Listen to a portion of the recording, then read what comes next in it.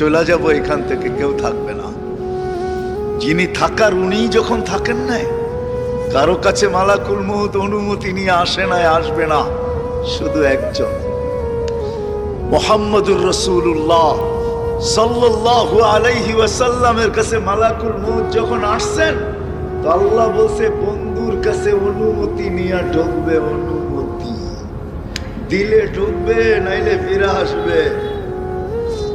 বন্ধু আমার, খবরদার অনুমতি ছাড়া যায় ঘরজায় ঢুকা যাবে না।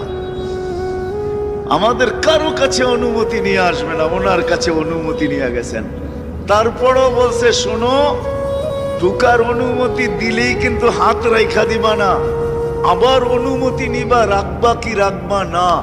বন্ধু যদি হা বলে তো রাইখো, যদি না বলে তো চলে আসো। কেননা বন্ধু আমার। কার বন্ধু? হ্যাঁ, কার বন্ধু?